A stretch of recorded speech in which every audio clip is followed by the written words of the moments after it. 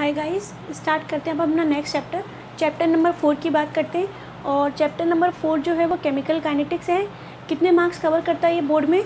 Maximum 4 marks cover करता है।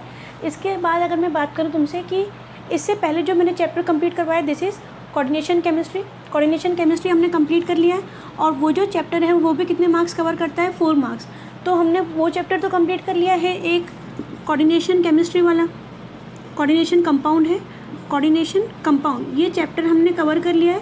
और अब इसकी बात करते हैं केमिकल काइनेटिक्स की। ठीक है, अब मुझे यहाँ पे एक बात करनी थी आपसे कि मेरी जो वीडियोस आ रही हैं वो 3 सेक्शन में डिवाइड है। 3 सेक्शन में डिवाइडेड है। इसका मतलब क्या हुआ कि एक तो अगर मैं बात करूँ Hindi medium class 12th Hindi medium चल रहा है। नेक्स्ट है क्लास 12th इंग्लिश मीडियम चल रहा है। और इसके बाद एक है जो कॉम्पिटिशन एग्ज़ाम से है।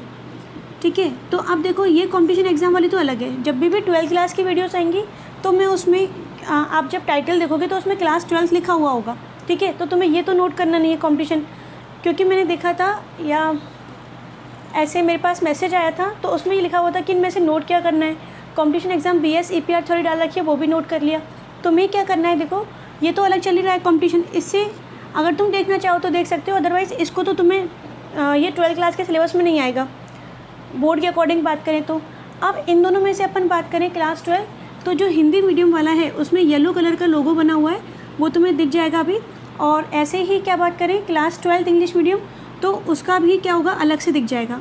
इन शॉर्ट अगर मैं बात करूँ तो क्लास 12 तुम्हें लिखा हुआ मिलेगा। ठीक है, आगे से मैं ध्यान रखूँगी क्लास 12 हिंदी और क्लास 12 इंग्लिश ये भी डाल दूँगी उसमें।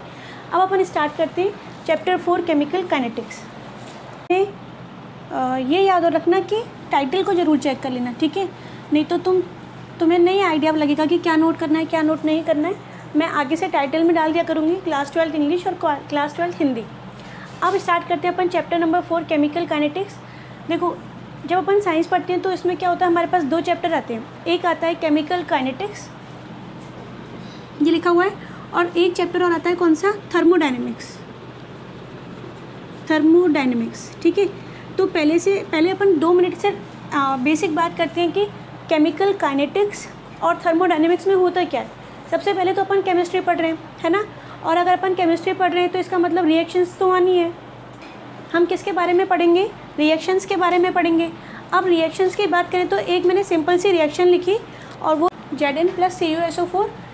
अगर हम दोनों की रिएक्शन कराएं तो क्या होगा, हमें पता है कि जिंक की रिएक्टिविटी क्या होती है, ज़्यादा होती है किसके कंपैरिजन में, कॉपर के कंपैरिजन में। जिंक इज़ मोर रिएक्टिव, ऐसे ही होगा ना। जिंक जो होता है वो कॉपर के कंपैरिजन में क्या होता है, मोर रिएक्टिव होता है। इसका मतलब क्या हो गया, इसकी रिएक्टिविटी ज़्यादा है तो चलनी भी किसके वाली है, जिंक की। भाई जिसकी रिएक्टिविटी ज़्यादा होगी, एक तो सुस्त बैठा हुआ है, ये सपोज़ करो ये चुपचाप बैठा हुआ है, शांत बैठा हुआ है, इसकी रिएक्टिविटी क्या है, ज़्यादा, तो किसकी चलेगी, जो रिएक्टिव है उसकी चलेगी। अब क्या होगा, क्योंकि ये जिंक है, जिंक मोर रिएक्टिव है, तो कॉपर यहाँ बैठा हुआ है, क्या होगा, जिंक आएगा। जैसे ही जिंक यहाँ पर आएगा तो यहाँ से किसको जाना पड़ेगा, कॉपर को, because the copper is less reactive. क्या हो जाएगा, यहाँ से Zn आएगा और यहाँ से कौन चला जाएगा, Cu। क्या बनेगा, ZnSO4 और प्लस क्या बन जाएगा, Cu। एक रिएक्शन ये है जो हमने बहुत पहले से पढ़ते आए अपन इसको। अब देखो इसके बाद क्या हुआ, अगर मैं एक रिएक्शन और लिखूँ, इसके ही सिमिलर एक रिएक्शन लिखते हैं। अब मैंने क्या किया, कॉपर प्लस क्या हो रहा है, ZnSO4 इसको लिख दिया। हमें पता है कि जिंक की रिएक्टिविटी कॉपर से क्या है, ज़्यादा है। ठीक है, अब मैंने क्या किया, कॉपर और यहाँ पे कौन है, जिंक। तो ये बताओ बाहर से कौन आ रहा है, कॉपर आ रहा है। ये कॉपर यहाँ ZnSO4 तो यहाँ बैठा हुआ है, SO4 के साथ बैठा हुआ है। ठीक है, आने वाला कौन है, कॉपर। बाहर से कॉपर आया, लेकिन कॉपर की रिएक्टिविटी तो क्या है, कम है ना, ये कॉपर है, कॉपर की रिएक्टिविटी क्या है, कम है। और बाहर से आया ये, तो इसकी रिएक्टिविटी कम है तो कुछ कर थोड़ी पाएगा। इसका मतलब कॉपर यहाँ पर जब आएगा तो यहाँ से कोई रिएक्शन नहीं होगी, ये हम पढ़ते आए हैं। ठीक है, जैसे कुछ रिएक्शन तो क्या होती है, पॉसिबल होती हैं, और कुछ रिएक्शन क्या होंगी, पॉसिबल नहीं होंगी। जैसे मैं बात करूँ कि वाटर का फ्लो कहाँ से कहाँ होता है, अप टू डाउन, ऊपर से नीचे वाटर अपने आप आ जाएगा ड्यू टू ग्रेविटेशनल फोर्स। अब क्या हो रहा है, ये सेल्फ प्रोसेस है, स्पॉन्टेनियस है, तो ये कौन सा हो गया। अच्छा, और नीचे से ऊपर पानी अपने आप जाएगा क्या, ऊपर से नीचे तो आ सकता है, लेकिन नीचे से ऊपर पानी अपने आप जाएगा, नहीं जाएगा। तो कौन सी रिएक्शन तो होनी है और कौन सी रिएक्शन नहीं होनी, इसके बारे में कौन बताएगा, थर्मोडायनेमिक्स।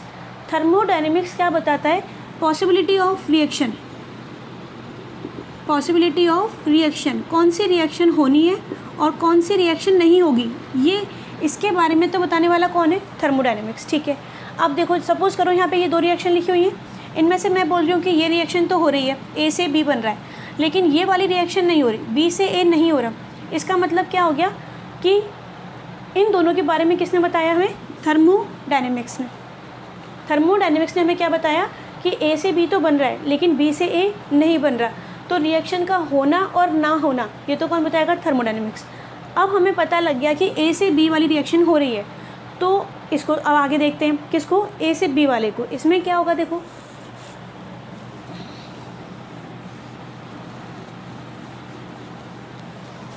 इसमें अगर अपन बात करें, ये ए है और ये क्या है यहाँ पर? बी। अब लिखा है यहाँ पर मैंने, ए तो क्या है? रिएक्टेंट, ये हम जानते हैं रिएक्टेंट है, और ये क्या है यहाँ पर? प्रोडक्ट। T=0 का मतलब होता है, T=0 का मतलब रिएक्शन स्टार्ट नहीं हुई, अभी रिएक्शन नहीं हो रही है। रिएक्शन नहीं हो रही तो क्या हुआ? हमने एक कंटेनर लिया, उसमें क्या रखा हुआ है? यहाँ पर ये ए रखा हुआ है, ठीक है, और ये है भी क्या? ए। T=0 का मतलब ये होता है कि रिएक्शन स्टार्ट नहीं हुई, इसका मतलब ए अभी किस में कन्वर्ट नहीं हो रहा? बी में। ठीक है, ए है तो ए ही रहेगा, ए से क्या नहीं बन रहा? बी नहीं बन रहा।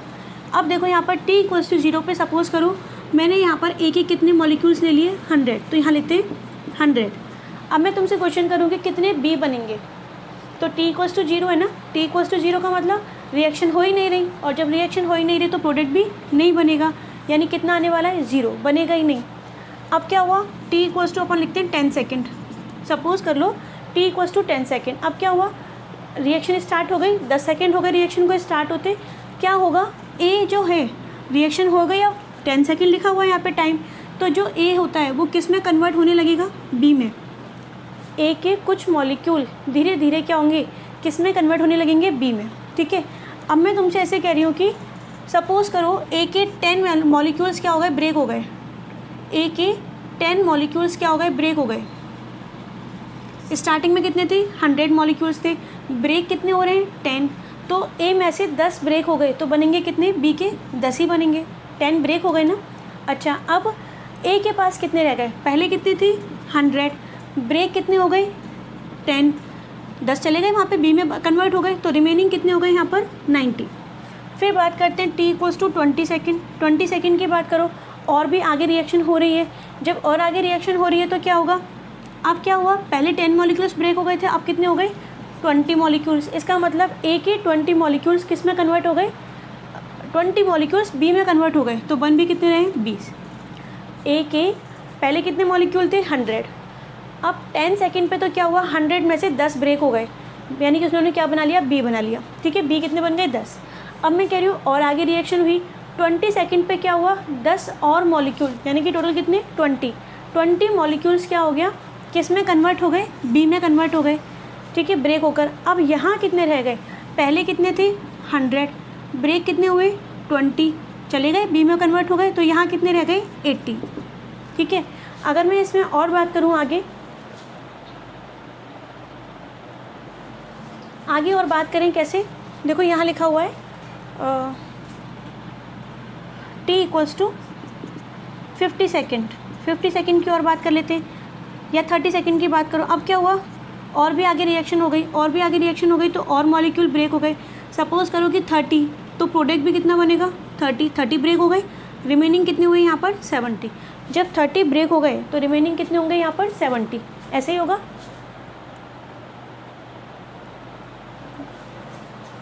अब देखो हो क्या रहा है, इसको इसी टॉपिक को अपन एक एग्जाम्पल से और डिस्कस करते हैं।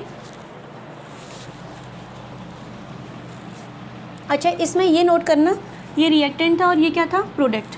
तो यहाँ पे क्या था? पहले 100 थे, फिर रिएक्टेंट 10 चले गए, तो कितने रह गए? 90। फिर कितने हो गए यहाँ पर? 80 हो गए थे, और फिर कितने हुए? 70। 10, 100, 90, 80, 70। इसका मतलब धीरे धीरे क्या होते जा रहे हैं? ये कम होते जा रहे हैं। क्यों कम हो रहे हैं? रिएक्टेंट क्यों कम हो रहे हैं? क्योंकि वो रिएक्टेंट किस में कन्वर्ट होते जा रहे हैं? प्रोडक्ट में। पहले प्रोडक्ट कितना था? 0, फिर 10, 20, 30। प्रोडक्ट क्या होता जा रहा है? प्रोडक्ट इंक्रीज़ होता जा रहा है। रिएक्टेंट तो कम होता जा रहा है और प्रोडक्ट क्या होता जा रहा है? इंक्रीज़। एक एग्जाम्पल और देखते हैं इसका।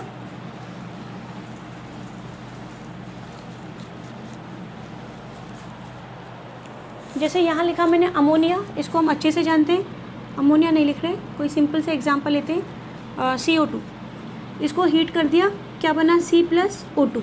CO2 है, CO2 को जब ब्रेक करेंगे तो क्या बनेगा C+O2। सेम बात है, T = क्या हो गया 0, कितने मॉलिक्यूल्स लिए 100, इसके 100 मॉलिक्यूल्स हैं।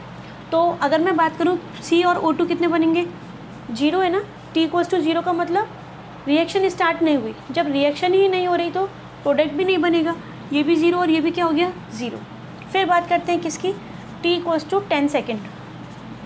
अब 10 सेकेंड हो गए यानी रिएक्शन स्टार्ट हो गई।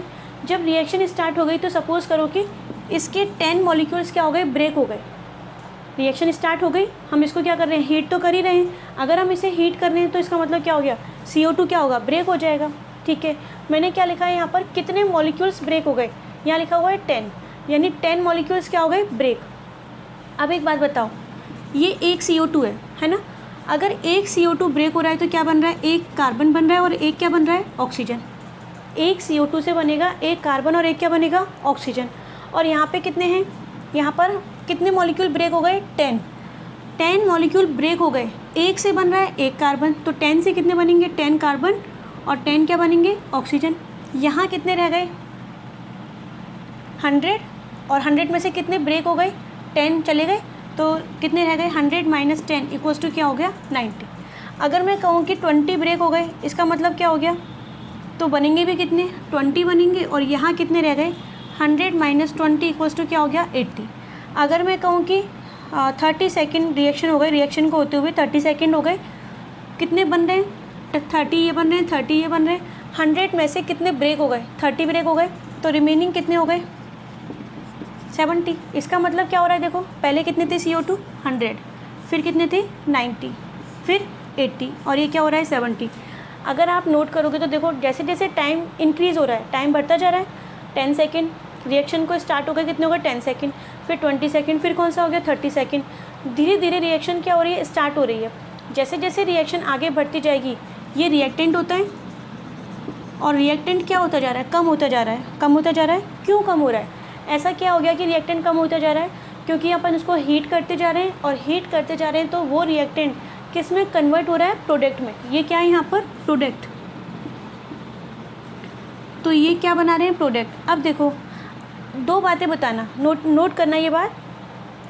अगर टाइम की बात करें, टाइम के अकॉर्डिंग जैसे जैसे टाइम बढ़ता जाएगा तो बताओ रिएक्टेंट क्या होते जाएंगे, रिएक्टेंट कम होते जाएंगे। 100, 90, 80, 70 रिएक्टेंट तो क्या होते जाएंगे, कम होते जाएंगे, डिक्रीज़ होते जा रहे हैं। और अगर प्रोडक्ट की बात करें तो प्रोडक्ट क्या हो रहा है, टाइम के साथ प्रोडक्ट क्या होगा, बनता जाएगा, बनता जाएगा, तो प्रोडक्ट क्या हो गए, इंक्रीज़। ऐसे ही तो होगा, जैसे जैसे टाइम इंक्रीज़ होगा टाइम के साथ। अच्छा एक बात नोट करो, टाइम के साथ रिएक्टेंट चेंज हो रहा है कि नहीं हो रहा है, हो रहा है, रिएक्टेंट कम होते जा रहे हैं। टाइम के साथ प्रोडक्ट चेंज हो रहा है कि नहीं हो रहा है, हो रहा है, क्योंकि प्रोडक्ट क्या होता जा रहा है, इंक्रीज़ होता जा रहा है।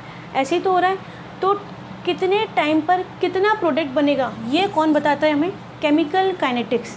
कितने टाइम पर कितना प्रोडक्ट बनेगा, ये कौन बताएगा हमें, केमिकल काइनेटिक्स। ठीक है, इतना हो गया अपने केमिकल काइनेटिक्स। इसके बाद देखो चैप्टर को समझने में है ना, इस चैप्टर को समझने में थोड़ा सा पेशेंस रखना, क्योंकि यहाँ पर हम सब कुछ नया पढ़ने वाले हैं। एक बार में या स्टार्टिंग के 2 मिनट में 5 मिनट में तुम्हें समझ में आए, नॉट श्योर, ऐसा नहीं होगा, लेकिन हाँ ये कंफर्म है कि अगर थोड़ी सी आगे देखते जाओगे तो तुम्हें ज़रूर समझ में आएगा। तो ये अपना टॉपिक हो गया, केमिकल काइनेटिक्स की बात कर ली हमने। क्या बताएगा कि टाइम रिएक्टेंट से किसका बनना, रिएक्टेंट से प्रोडक्ट का बनना, कितने रिएक्टेंट से कितने प्रोडक्ट बनेंगे based on time, time dependent. तो ये कौन बताएगा, केमिकल काइनेटिक्स। ठीक है, अगर मैं वैसे ये एग्ज़ाम में नहीं आता कि केमिकल काइनेटिक्स की डेफिनेशन बताओ, तो अपन लिख भी नहीं रहे इसको, लेकिन फिर भी इन वन वर्ड 1 सेंटेंस बात करें तो क्या बताएगा, केमिकल काइनेटिक्स जो होता है वो डील करता है किसके साथ, conversion of reactant into product, conversion of reactant into product with time. Reactant का प्रोडक्ट में चेंज होना किसके साथ, टाइम के साथ। ये कौन बताता है, केमिकल काइनेटिक्स। ठीक है, अब देखो दो टाइप की रिएक्शन होती हैं, टू टाइप ऑफ रिएक्शन। एक तो उनसे कौन सी रिएक्शन होती है, स्लो रिएक्शन, और एक कौन सी होती है, फास्ट रिएक्शन। अच्छा, अगर मैं तुमसे कहूँ कि इन दोनों लाइंस का मतलब बताओ तो क्या होगा? स्लो रिएक्शन का मतलब क्या और फास्ट रिएक्शन का मतलब क्या है? स्लो रिएक्शन का एग्जाम्पल बताती हूँ, कोरोजन,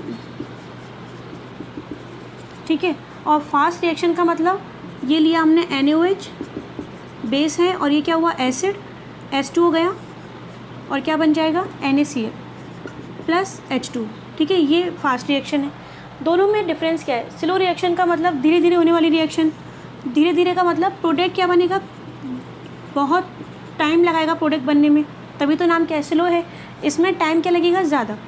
फास्ट रिएक्शन का मतलब विद इन अ सेकेंड्स और फ्यू मिनट्स, ठीक है, कुछ ही मिनट में या सेकेंड्स में क्या हो जाएगी, रिएक्शन हो जाएगी, जल्दी जल्दी क्या बनेगा, प्रोडक्ट को बनने में टाइम क्या लगेगा, कम लगेगा। दो टाइप की रिएक्शन होती है, एक तो होती है स्लो रिएक्शन। स्लो रिएक्शन का मतलब होता है धीरे धीरे रिएक्शन हो रही है, प्रोडक्ट को बनने में टाइम क्या लग रहा है, ज़्यादा टाइम लगेगा। फास्ट रिएक्शन का मतलब प्रोडक्ट को बनने में टाइम क्या लगेगा, कम लगेगा, जल्दी से प्रोडक्ट बन जाएगा। तो अब यहाँ पे क्या होता है, एक वर्ड आता है जहाँ से अपने क्वेश्चन स्टार्ट होते हैं, एग्ज़ाम में भी यहीं से आता है, रेट ऑफ रिएक्शन, ठीक है। जहाँ से अपना फर्स्ट क्वेश्चन स्टार्ट होता है वो क्या है, रेट ऑफ रिएक्शन। इसकी बात करते हैं।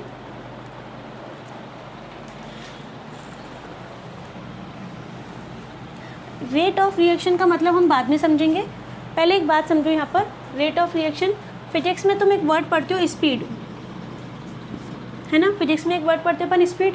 और अगर मैं स्पीड की बात करूँ तो तुम क्या लिखती हो, स्पीड का मतलब हम लिखते हैं डिस्टेंस अपॉन टाइम।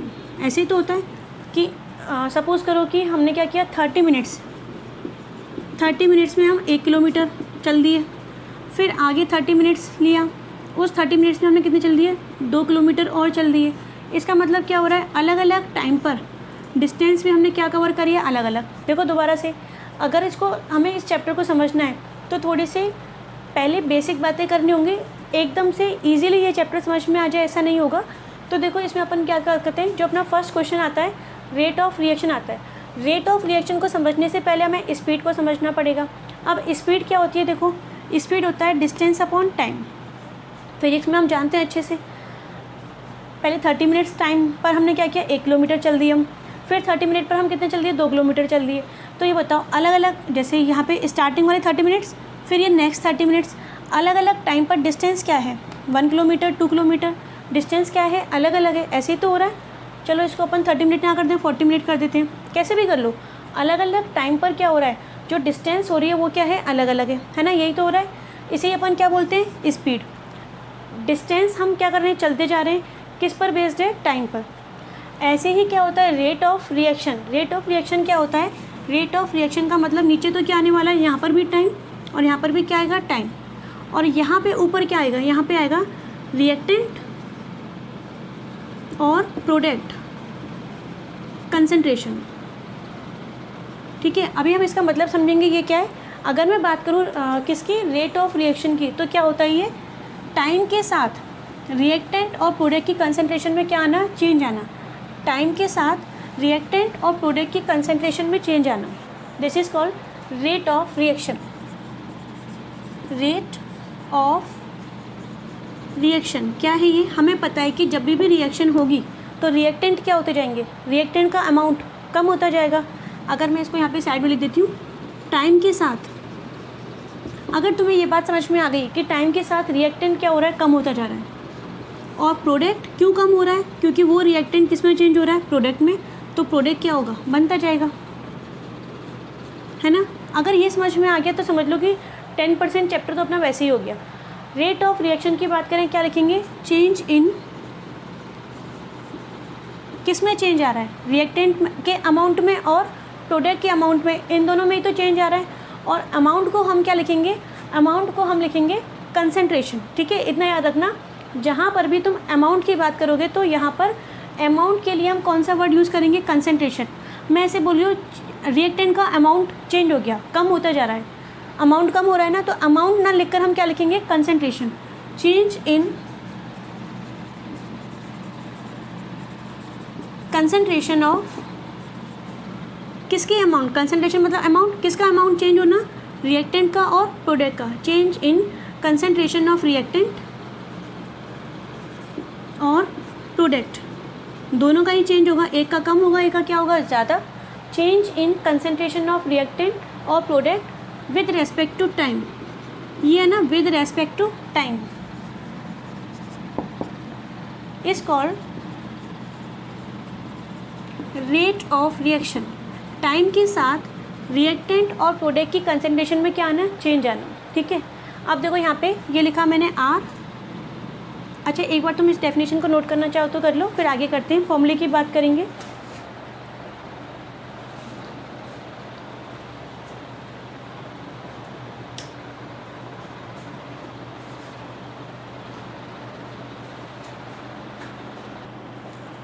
अब देखो फॉर्मूले की बात करते हैं। अगर मैं फॉर्मूले की बात करूँ तो इसमें क्या आने वाला है,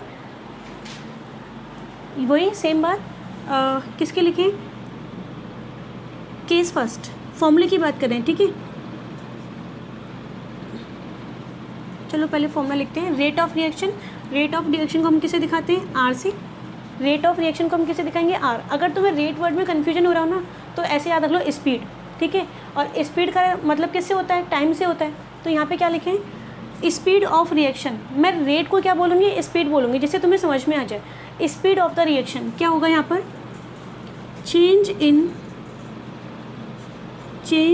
in concentration, change in concentration of, किस किसी कंसंट्रेशन में चेंज आने वाला है, या तो आएगा रिएक्टेंट, मतलब दोनों ही रिएक्टेंट और प्रोडक्ट, ठीक है, और डिवाइड बाय क्या कर देंगे अपन, टाइम, शॉर्ट में लिखते हैं टाइम। देखो ये हो गया रेट ऑफ रिएक्शन, आर का मतलब स्पीड या रेट कुछ भी बोल दो, चेंज क्या चेंज होगा, अमाउंट, कंसंट्रेशन को अमाउंट बोलेंगे, किसका अमाउंट चेंज होने वाला है, रिएक्टेंट का और प्रोडक्ट का, किसके रेस्पेक्ट में, टाइम। अब होने क्या वाला है देखो, अब अपन क्या करेंगे, दोनों की अलग अलग बात करो, ये तो मैंने कॉमन फार्मूला लिखा है।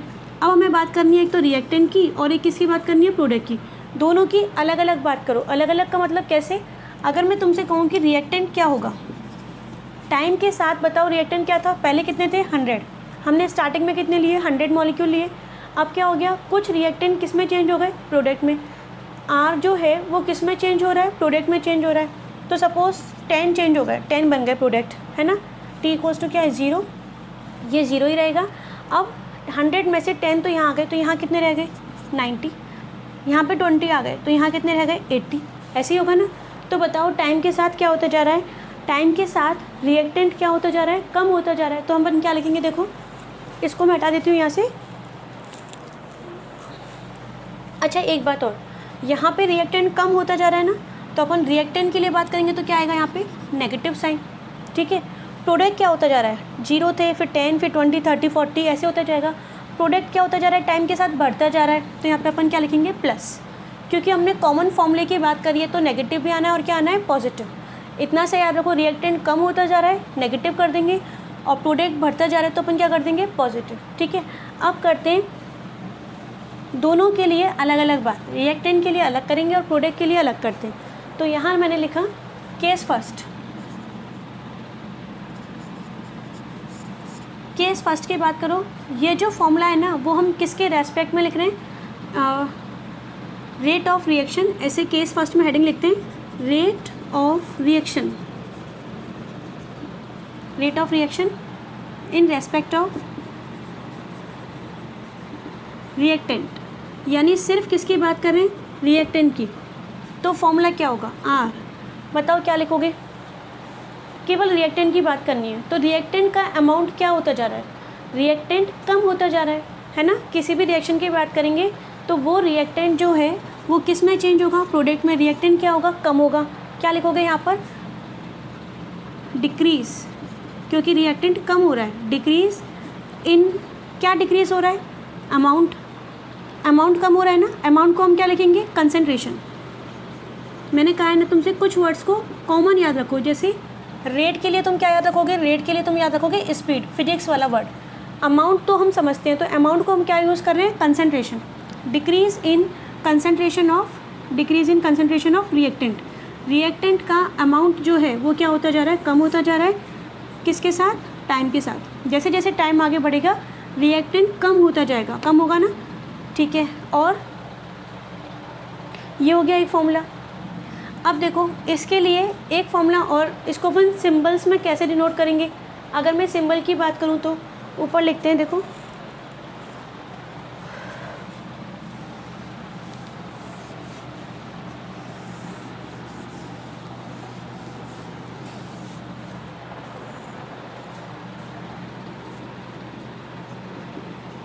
देखो अगर मैं सिंबल की बात करूँ तो क्या लिखोगे, आर, यहाँ लिखा मैंने आर, ठीक है।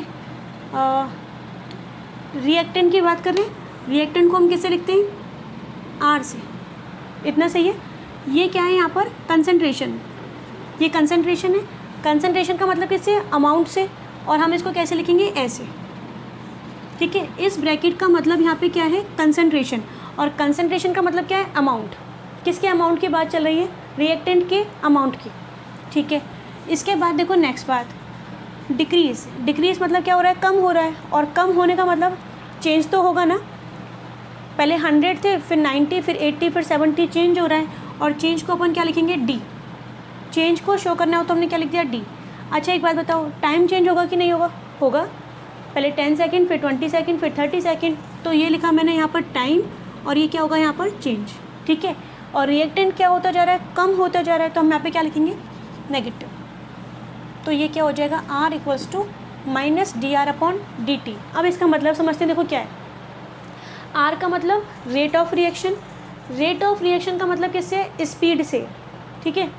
अब स्पीड की बात करो, किसके रेस्पेक्ट में देखना हमें, दोनों के, एक तो रिएक्टेंट और दूसरा कौन सा है, प्रोडक्ट। टाइम के साथ, या फिर ऐसे बोलो, जैसे जैसे डी मतलब क्या है, चेंज, जैसे जैसे टाइम चेंज होगा, डी मतलब चेंज है, जैसे जैसे टाइम चेंज होता जाएगा रिएक्टेंट, और रिएक्टेंट का क्या, अमाउंट, ब्रैकेट मतलब क्या है, अमाउंट। अमाउंट को हम क्या बोल रहे हैं, कंसंट्रेशन। रिएक्टेंट का अमाउंट भी क्या होता जाएगा, डी मतलब क्या है, चेंज। टाइम के साथ जैसे जैसे टाइम चेंज होगा रिएक्टेंट का अमाउंट भी क्या होगा, चेंज होगा।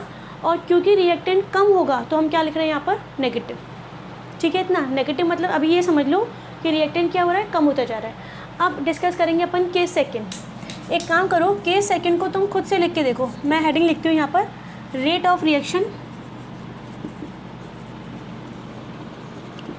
अगर चैप्टर समझना है तो थोड़ा सा खुद से भी करते जाओ, मैं तो लिख ही दूँगी, तो तुम क्या करो, वीडियो पॉज करो और खुद करते जाओ। Rate of reaction in respect of product. अब अपन प्रोडक्ट के केस में बात करेंगे, इन रेस्पेक्ट ऑफ प्रोडक्ट क्या लिखोगे, देखो स्मॉल आर हमें बात करनी है। प्रोडक्ट क्या होता जा रहा है, अगर मैंने बात करी रिएक्टेंट की तो क्या होगा, टाइम के साथ रिएक्टेंट क्या होता जा रहा है, कम होता जा रहा है, रिएक्टेंट कम होता जाएगा। और टाइम के साथ प्रोडक्ट क्या होता जाएगा, प्रोडक्ट बनेगा ना टाइम के साथ, तो इसमें क्या लिखेंगे, इंक्रीज, बढ़ता जाएगा प्रोडक्ट, तो increase in concentration of product divide by, नीचे क्या आने वाला है, टाइम। और कंसंट्रेशन ऑफ प्रोडक्ट क्या होगी, इंक्रीज। तो इसको अपन सिंबल्स के फॉर्म में कैसे लिखेंगे, देखो इसको अगर मैं सिंबल्स के फॉर्म में लिखूँ तो प्रोडक्ट के लिए अपन क्या लिखेंगे, पी लिखेंगे, है ना। तो क्या आ जाएगा, R equals to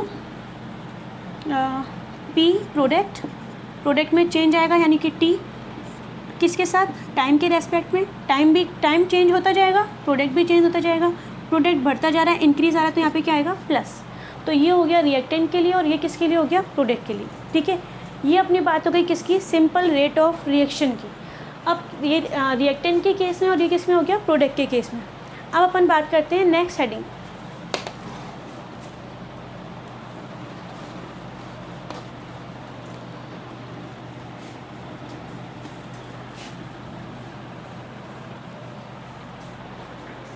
next heading है एवरेज रेट ऑफ रिएक्शन।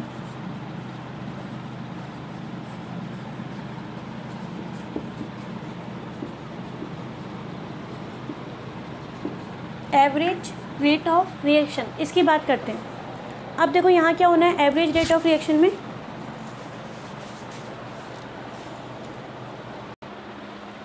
देखो इसको समझने के लिए तुम्हें क्या करना पड़ेगा, एक ग्राफ बनाएंगे और ग्राफ को समझना अच्छे से, क्योंकि जो न्यूमेरिकल क्वेश्चन आते हैं वो बहुत इजी होते हैं, तो थोड़ा सा समझने का ट्राई करना।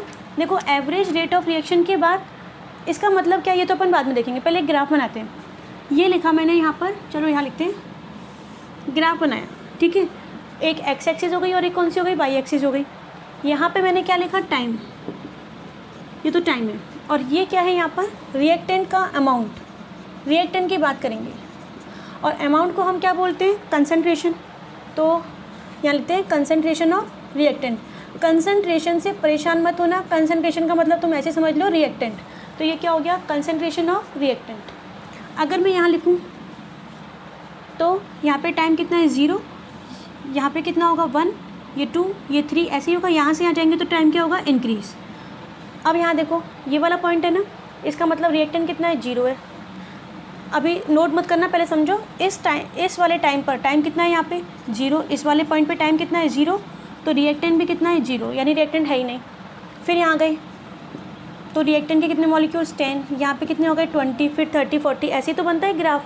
तो इसका मतलब अगर अपन कहाँ जाएँ, नीचे से ऊपर ऐसे जाएँ, बॉटम टू टॉप, तो रिएक्टेंट का अमाउंट क्या होगा, बढ़ेगा, ठीक है। इसको अपन ऐसे दिखाते हैं, ये कंसंट्रेशन ऑफ रिएक्टेंट, नीचे से ऊपर आएंगे तो क्या हो रहा है, इंक्रीज। कोई नहीं, इससे हमें कोई काम नहीं है। आगे देखो, बताओ, ये लिखा मैंने रिएक्टेंट, ये लिखा प्रोडक्ट, T = 0। T = 0 का मतलब रिएक्शन स्टार्ट नहीं हुई, रिएक्शन ही नहीं हुई तो प्रोडक्ट बनेगा क्या, नहीं बनेगा प्रोडक्ट। प्रोडक्ट नहीं बनेगा तो सिर्फ कौन रहेगा, रिएक्टेंट रहेगा। कितने रिएक्टेंट है स्टार्टिंग में हमारे पास, 100, और प्रोडक्ट कितना है, 0, ठीक है। तो देखो यहाँ पर, और अगर T = 10 सेकेंड कर दें तो 10 ब्रेक हो गए, रिएक्टेंट किस में चेंज हो गया, प्रोडक्ट में चेंज हो गया। कितने चेंज हो गए, 10। तो यहाँ कितने रह गए, 100 - 10 कितना रह गया, 90, ठीक है। अब बस इतना समझ लो, फिर समझ में आ जाएगा। ये देखो टाइम = क्या है यहाँ पर, 0। बताओ टाइम 0 पर रिएक्टेंट कितना है, 100, ठीक है। और फिर इस वाले पर 100 है, और आगे बढ़ोगे तो रिएक्टेंट क्या होता जाएगा, कम होता जाएगा, 90, फिर 80, फिर 70, 60, ऐसे ही होगा ना। इसका मतलब T = 0 पर हमारे पास रिएक्टेंट सबसे ज़्यादा होगा। वैसे भी देखो, ये रिएक्टेंट है, ये प्रोडक्ट है, स्टार्टिंग में रिएक्टेंट क्या होगा, ज़्यादा होगा, ये वाला रिएक्टेंट क्या होगा, ज़्यादा होगा, और बाद में क्या होगा, कम, क्योंकि ये रिएक्टेंट किस में कन्वर्ट हो रहा है, प्रोडक्ट में कन्वर्ट हो रहा है। ये वाला रिएक्टेंट किस में कन्वर्ट हो रहा है, प्रोडक्ट में कन्वर्ट हो रहा है, ऐसे ही होगा। तो ये कब ज़्यादा होगा, स्टार्टिंग में ही, और स्टार्टिंग मतलब T = क्या है, 0। तो देखो यहाँ पे लिखा, ये किसका अमाउंट है, रिएक्टेंट का। सपोज़ करो यहाँ पे 100 मॉलिक्यूल है। अब टाइम बढ़ता जा रहा है, ये टाइम बढ़ता जा रहा है, और रिएक्टेंट क्या होता जाएगा, कम होता जाएगा। ये ना, टाइम तो बढ़ता जा रहा है ये, और रिएक्टेंट पहले ज़्यादा थे, फिर कम होते गए, कम होते गए, और कम हो गए, और कम हो गए। तो ये क्या होता जा रहा है, यहाँ पर कम होता जा रहा है, ठीक है। टाइम के साथ रिएक्टेंट क्या होता जा रहा है, कम होता जा रहा है। अब तुम बनाओ प्रोडक्ट वाला ग्राफ। एक बार प्रोडक्ट वाला ग्राफ खुद से बना के देखो कैसे बनेगा प्रोडक्ट वाला ग्राफ। देखो यही बनाते हैं। इस बार मैंने क्या लिखा है यहाँ पर, ये तो 0 है, ये 10 है, इसको हटा दें, ये समझ में तो आ गया होगा, हटा देते हैं इसको यहाँ से।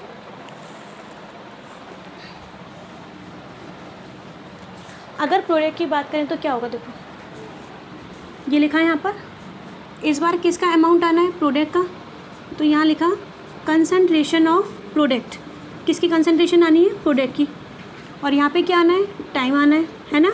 इसके बाद बताओ स्टार्टिंग में प्रोडक्ट कितना है, स्टार्टिंग में प्रोडक्ट तो होगा ही नहीं, 0 होगा स्टार्टिंग में, है ना। स्टार्टिंग में प्रोडक्ट होगा ही नहीं, क्योंकि प्रोडक्ट बना ही नहीं है, 0 होगा। अब टाइम बढ़ता जा रहा है, ये बढ़ गया यहाँ से टाइम, प्रोडक्ट भी क्या होता जाएगा, 10, 20, 30, 40 ऊपर जाएगा, बढ़ता जाएगा। तो ये वाला ग्राफ किसके लिए, रिएक्टेंट के लिए। रिएक्टेंट का अमाउंट कम होता जाएगा, प्रोडक्ट का अमाउंट क्या होगा, बढ़ता जाएगा, ठीक है। अब हमने क्या किया यहाँ पर, क्योंकि हमें एवरेज क्या होता है, जैसे क्या होता है, तुमने क्रिकेट सबने देखा है, क्रिकेट जब देखते हैं तो क्या होता है, फर्स्ट ओवर में इतने रन बने, सेकंड ओवर में इतने रन बने, और फिर अपन क्या निकालते हैं, एवरेज मतलब रन रेट निकालते हैं ना। रन रेट कैसे निकालते हैं, फर्स्ट ओवर, फिर कौन सा ओवर आता है, सेकंड ओवर आता है, और दोनों का क्या करते हैं, एवरेज, ऐसे ही तो करते हैं। तो यहाँ पर भी हमें क्या करना पड़ेगा, जैसे यहाँ पे क्या किया, फर्स्ट ओवर सेकंड ओवर, दोनों ओवर को कंबाइन करते हैं ना, ऐसे ही यहाँ पर हमें क्या लेना पड़ेगा, पहले वाली कंसंट्रेशन, ये कोई ए पॉइंट है, ये वाला पॉइंट कौन सा है, बी है, ठीक है। ए पॉइंट पर टाइम कितना है, ये लिखा मैंने T1, बी वाले पॉइंट पे टाइम क्या लिखा, T2। फिर ए पॉइंट पर रिएक्टेंट कितना है, ए पॉइंट पर, इस वाले पॉइंट पर कितना रिएक्टेंट है, तो रिएक्टेंट तो यहाँ से आना है, इसको मैंने क्या लिख दिया, R1। बी पॉइंट पे कितना रिएक्टेंट आना है, ये लिख दिया मैंने यहाँ पर R2। ऐसे ही तो होगा, ये ए पॉइंट पर टाइम और इस T1 टाइम पर हमारे पास रिएक्टेंट कितना है, R1। T2 टाइम, ये T2 टाइम है, T2 टाइम पर हमारे पास रिएक्टेंट कितना आने वाला है, R2। ठीक है, ये समझ में आ गया। अब वहाँ चलते हैं, प्रोडक्ट की बात करते हैं। 2 पॉइंट हमने यहाँ लिख दिए, इसको मैं लिख रही हूँ ए, इसे मैंने क्या लिखा, बी, ए और बी लिख दिया। अब यहाँ देखो, इसके लिए बात करो T1, इसके लिए बात करो T2। T1 टाइम पर कितना प्रोडक्ट, तो अपन ऐसे लिखाएंगे, क्या हो जाएगा यहाँ पर P1। T2 टाइम पे कितना प्रोडक्ट, इसे हम क्या लिखेंगे, P2। ऐसे ही होगा, इतना समझ में आ गया। अब आगे बात करते हैं। एवरेज का मतलब होता है T1 से लेके कहाँ तक, T2 तक। फर्स्ट ओवर, ये कौन सा हो गया, सेकंड ओवर, और दोनों के एवरेज निकालना है। फर्स्ट ओवर ये हो गया, ये कौन सा हो गया, सेकंड ओवर। इसका मतलब ये T1 टाइम और ये कौन सा हो गया, T2 टाइम। तो T1 से T2 में स्पीड क्या रही, T1 से T2 में स्पीड क्या रही, कितने रिएक्टेंट प्रोडक्ट में कन्वर्ट हुए। कैसे सॉल्व करोगे, देखो इसको मैं लिखूँ तो यहाँ पर R। अब R के आगे क्या लिखें, हमारा फॉर्मूला क्या था, हमारा फॉर्मूला था change in concentration of reactant. यहाँ पे रिएक्टेंट आता है और नीचे क्या आता है, टाइम। ये D और यहाँ पे क्या लगाते हैं, माइनस। इसको हमने पढ़ रखा है ना पहले। अब देखो हमें क्या करना है, दोनों के बीच का डिफरेंस निकालना है। T1 और T2 दोनों के बीच का क्या निकालना है, डिफरेंस। तो डिफरेंस कैसे निकालेंगे, क्योंकि तुम्हें दिखेगा नहीं तो मैं इसको ऊपर लिखती हूँ। देखो R क्या होगा यहाँ पर, कभी भी डिफरेंस निकालना हो तो कैसे निकालते हैं, फाइनल माइनस इनिशियल, ये तो निकालते हैं। डिफरेंस निकालना है तो कैसे निकालते हैं, फाइनल माइनस इनिशियल। तो यहाँ पर भी यही करो, ये रिएक्टेंट है ना, स्टार्टिंग यहाँ से हो रही है, 100 मॉलिक्यूल्स है यहाँ पे अपन केवल समझने के लिए लिखते हैं कितने मॉलिक्यूल्स, 100। अब ये बताओ 100 से कम होते गए, कम होते गए, कम होते गए, पहले कौन सा आया, ए। तो ये वाली कंडीशन तो कौन सी हो गई, इनिशियल कंडीशन, ठीक है। और ये वाले कौन सी, बी पॉइंट, ए पॉइंट पहले आएगा और कम हो गए, रिएक्टेंट और कम हो गए, और बी वाला पॉइंट कौन सा हो गया, फाइनल। अब हमें क्या करना है, फाइनल माइनस इनिशियल। तो फाइनल वाला कौन सा है, R2, और इनिशियल वाला कौन सा है, ए पॉइंट पर R1।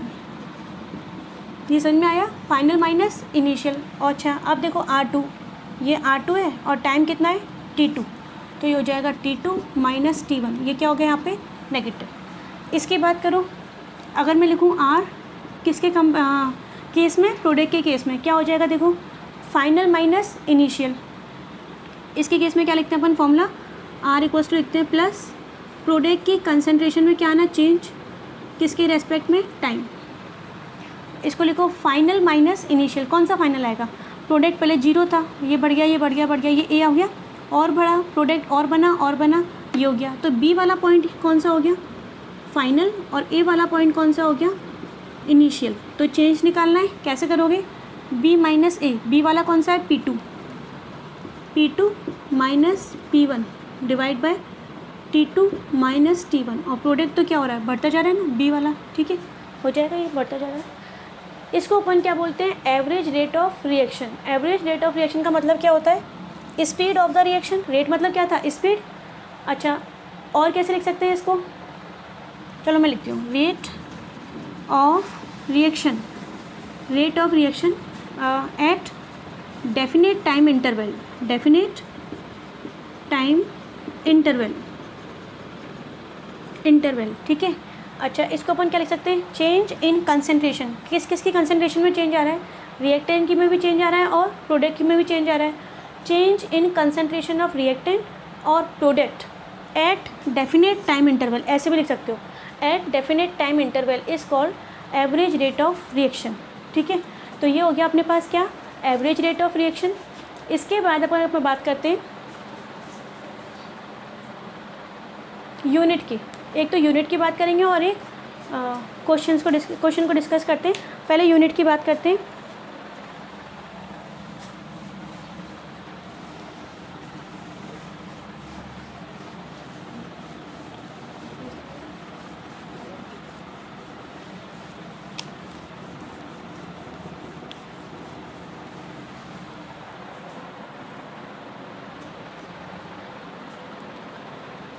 देखो यूनिट क्या होगा, जैसे मैं लिखूँ पहले फिजिक्स वाली समझते हैं। स्पीड क्या था, डिस्टेंस अपॉन टाइम, यही था ना। तो डिस्टेंस की यूनिट क्या थी, डिस्टेंस की यूनिट होती है मीटर, किलोमीटर, सेंटीमीटर, कुछ भी। डिस्टेंस की यूनिट क्या लिखी, मीटर, और टाइम की क्या लिख दी, सेकंड। ऐसे ही करते हो, ये किसकी यूनिट हो गई, डिस्टेंस की, मीटर पर सेकंड। ऐसे ही किसकी बात करनी है हमें, रेट ऑफ रिएक्शन। और रेट ऑफ रिएक्शन का फॉर्मूला क्या है, ऊपर तो क्या आना है, कंसंट्रेशन, चाहे वो रिएक्टेंट हो, कंसंट्रेशन मतलब अमाउंट, किसका आना है कंसंट्रेशन, या तो रिएक्टेंट का आएगा या फिर किसका आएगा, प्रोडक्ट का आएगा, और डिवाइड बाई क्या लिखेंगे अपन, टाइम। ठीक है, तो रेट ऑफ रिएक्शन से ये वाला फॉर्मूला। अब इसकी यूनिट देखो, टाइम की तो हमें पता है सेकंड ही आना है, टाइम का तो क्या आना है, सेकंड आना है। कंसंट्रेशन, अगर 11th क्लास में थोड़ा सा ध्यान दिया हो तो कंसंट्रेशन का मतलब किससे होता है, मोलरिटी, है ना। और मोलरिटी क्या होता है, मोल पर लीटर। डायरेक्ट याद कर लो कंसंट्रेशन, जैसे डिस्टेंस को अपन किससे शो करते हैं, मीटर से, टाइम को किससे शो करते हैं, सेकंड से, मिनट से। ऐसे ही कंसंट्रेशन के लिए जनरल कौन सा आता है, मोल पर लीटर, मोल पर लीटर। तो ऐसे लिखें, मोल पर लीटर। ठीक है, इसको अपन और कैसे लिख सकते हैं, मोल पर लीटर पर सेकंड। तुम्हें क्या करना है, अगर ये कुछ नहीं समझ में आ रहा हो तो डायरेक्ट इसको याद कर लो, ये इसकी क्या है, यूनिट, किसकी, रेट ऑफ रिएक्शन, मोल पर लीटर पर सेकंड। अब एक थोड़ा सा एक्स्ट्रा देखते हैं इसमें, रेट ऑफ रिएक्शन। और रेट ऑफ रिएक्शन, अगर कोई गैसियस रिएक्शन है N2 + 3H2, और ये क्या बना रहा है, 2NH3। नाइट्रोजन क्या है, गैस, हाइड्रोजन क्या है, गैस, और अमोनिया भी क्या है, गैस। ये सारी क्या है, गैस ही तो है। इस केस में रेट ऑफ रिएक्शन क्या आता है, इस केस में रेट ऑफ रिएक्शन की बात करें तो आएगा, ऊपर तो आता है प्रेशर, गैस है ना, और गैस क्या एक्सर्ट करती है, प्रेशर, गैस तो प्रेशर लगाती है, और डिवाइड बाई क्या आएगा, टाइम। तो इसकी यूनिट क्या हो जाएगी, प्रेशर की यूनिट होती है ATM, और टाइम की क्या होती है, सेकंड। तो अपने पास रेट ऑफ रिएक्शन की क्या आ गई, 2 यूनिट आ गई। एक तो कौन सी आ गई, ये वाली आ गई, कंसंट्रेशन अपॉन टाइम, मोल पर लीटर पर सेकंड, एक यूनिट ये है। दूसरी यूनिट रेट ऑफ रिएक्शन की बात करें तो ये आ जाएगी ATM, प्रेशर अपॉन टाइम, यहाँ पे कंसंट्रेशन अपॉन टाइम, यहाँ पे प्रेशर अपॉन टाइम, और ये क्या हो जाएगा, ATM पर सेकंड। ठीक है, इसके बाद क्या करते हैं, एक क्वेश्चन है उसको सॉल्व करते हैं, और फिर आज की वीडियो को यहीं रोकते हैं। ये जो क्वेश्चन डिस्कस होने वाला है वो ईजी है और एग्जामिनेशन पर्पज़ से इम्पॉर्टेंट भी है, तो क्वेश्चन को सॉल्व करते हैं।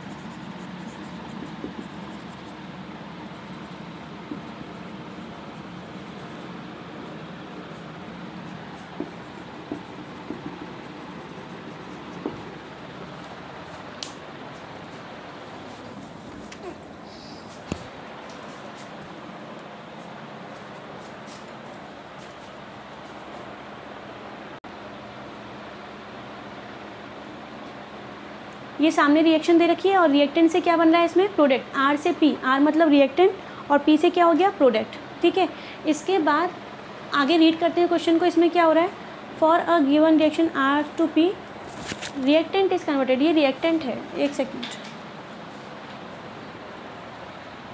इसमें ये जो है ना कन्वर्टेड फ्रॉम, तो कौन कन्वर्ट होगा? रिएक्टेंट, ठीक है। ये किसकी बात कर रहा है? रिएक्टेंट की बात कर रहा है। रिएक्टेंट कन्वर्ट हो रहा है, इतना टाइम लग रहा है 25 मिनट, एवरेज रेट निकालनी है, ठीक है। ये अपना क्वेश्चन है। अब पहले तो देखो हमें गिवन क्या क्या, किसी भी क्वेश्चन को सॉल्व करना हो तो पहले गिवन देखो। रिएक्टेंट से क्या बन रहा है? प्रोडक्ट। चेंज कौन हो रहा है? रिएक्टेंट चेंज हो रहा है, किस में? प्रोडक्ट में। कन्वर्ट कौन हो रहा है? कन्वर्ट रिएक्टेंट हो रहा है, ठीक है। किस में कन्वर्ट हो रहा है? प्रोडक्ट में। अब देखो इनिशियली रिएक्टेंट कितना है? ये स्टार्टिंग है, और 0.03 से वो किस में चेंज हो गया? 0.02 में। तो ये वाला जो है वो तो अपने पास क्या हो गया? R1, और ये क्या हो गया अपने पास? R2, ठीक है। ये तो हो गया अपने पास रिएक्टेंट R1, और ये क्या हो गया? Reactant R2। इसका मतलब ये है पहले रिएक्टेंट इतना था रिएक्टेंट, और 25 मिनट में ये रिएक्टेंट R1 से कितना हो गया? R2 हो गया। पहले इतना था, बाद में इतना हो गया, और हमें पता है कि रिएक्टेंट तो क्या होना है? कम होना है। देखो कम ही हो गया, ठीक है, क्योंकि वो किस में चेंज होता है? प्रोडक्ट में। अब उसने क्या पूछा है? एवरेज। तो आंसर सॉल्व करोगे तो ऐसे लिख लेना, पहले R1 कितना है? R1 ये रहा 0.03 मोलर। फिर लिखो R2 कितना है अपने पास? 0.02 मोलर। फिर बात करते हैं टाइम कितना है? 25 मिनट। पूछा क्या इसने? Small r, average rate of reaction. Average rate को R एवरेज ऐसे लिखना है, वहाँ पे भी लिख लेना फॉर्मूले में R एवरेज क्वेश्चन मार्क, ठीक है। सॉल्व करेंगे इसको। अब देखो कैसे करेंगे। एवरेज रेट ऑफ रिएक्शन हमारे पास कितने टर्म्स में आती है? दो, एक तो रिएक्टेंट और एक क्या होता है? प्रोडक्ट। यहाँ पे वो किसकी बात कर रहा है? रिएक्टेंट की। तो क्या लिखोगे? R2 ऐसे तो निकालते हैं, फाइनल माइनस इनिशियल। अपने पास फॉर्मूला यही है, ये final initial upon T2 minus T1। और रिएक्टेंट क्या होता जा रहा है? कम होगा, तो अपन क्या लगाएंगे यहाँ पे? नेगेटिव, ठीक है। आगे देखो इसको सॉल्व कर लो। R2 ये माइनस तो आएगा ही आएगा। R2 की वैल्यू कितनी है? R2 की वैल्यू ये रही 0.02। R1 की वैल्यू 0.03, और टाइम कहाँ है? टाइम कितना हुआ? देखो 25 मिनट। अच्छा ये 25 T2 हो गया, माइनस T1 कौन सा टाइम होता है? Initial time. जब अपन क्या लिखते हैं? रिएक्टेंट से क्या बन रहा है? प्रोडक्ट। और टाइम क्या लिखते हैं अपन? स्टार्टिंग में 0। ये इनिशियल टाइम है, तो कुछ नहीं दे रखा, मतलब इनिशियल टाइम कितना हो गया? 0। अब इसको सॉल्व करना है, सॉल्व कर लेते हैं। क्या आंसर आएगा? ये नेगेटिव तो है ही है, इसको इसमें से माइनस करोगे तो ये हो जाएगा माइनस 0.01, और ये डिवाइड बाई कितना आएगा? 25। नेगेटिव क्या हो जाएगा? पॉजिटिव। आंसर क्या आ जाएगा? प्लस में आएगा पहली बात तो, क्योंकि दोनों नेगेटिव क्या हो गए? प्लस हो गए। आगे इसको सॉल्व करें, इसको तुम सॉल्व करना खुद से। आंसर आएगा, मैं लिख देती हूँ 4 इंटू 10⁻⁻⁴। ये इसका आंसर है, ठीक है। अच्छा यूनिट बताओ क्या आएगी? इस कंसंट्रेशन की यूनिट मैंने क्या बताई है? कंसंट्रेशन की यूनिट मैंने फिक्स बताई है ना, कौन सी आएगी? मोल पर लीटर। ऊपर लिखते हैं, एक सेकंड रुको।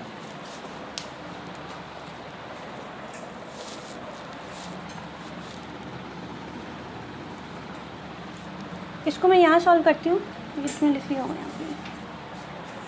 R2 R एवरेज, R2 की वैल्यू कितनी है? R2 की वैल्यू है, नेगेटिव तो आना ही है, 0.02 minus 0.03 divide by 25। Initial time कितना होगा? 0। इसको सॉल्व करोगे तो ये आएगा माइनस 0.01, ठीक है। सॉल्व तो माइनस तो कर ही सकते हो, और इसके बाद नेगेटिव क्या हो जाएंगे? ये पॉजिटिव हो जाएगा। आंसर किस में आएगा? पॉजिटिव में। और जब इसको सॉल्व कर लोगे तो ये हो जाएगा 4 इंटू, ठीक है। इसके बाद लास्ट यूनिट कैसे निकालते हैं? ऊपर वाले की यूनिट मैंने तुम्हें बताई थी, क्या होती है? मोल पर लीटर। ये लो, मोल पर लीटर। और टाइम किस में दे रखा है? मिनट में। तो यूनिट भी किस में आएगी? मिनट में। मिनट का आना है नीचे, ऐसे ही तो आएगा मिनट। तो इसको अपन क्या लिख सकते हैं? मिनट को ऊपर ले जाए, क्या हो जाएगा ये? ठीक है, ये इसका आंसर हो गया। अब इतना मैंने सॉल्व कर दिया इस क्वेश्चन को। मैंने आंसर किस में कैलकुलेट किया है? मिनट में। तुम्हें सेम क्वेश्चन सॉल्व करना है किस में? सेकंड में। ये तुम्हारा होमवर्क है, इसको तुम खुद से सॉल्व करोगे। किसको? सेकंड वाले को। और आंसर को कैसे बताओगे? आंसर को कमेंट सेक्शन में सेकंड का आंसर सॉल्व करना, और आंसर बताना कमेंट सेक्शन में। That's all for today. फिर इसके बाद अपन नेक्स्ट बात करेंगे नेक्स्ट वीडियो में।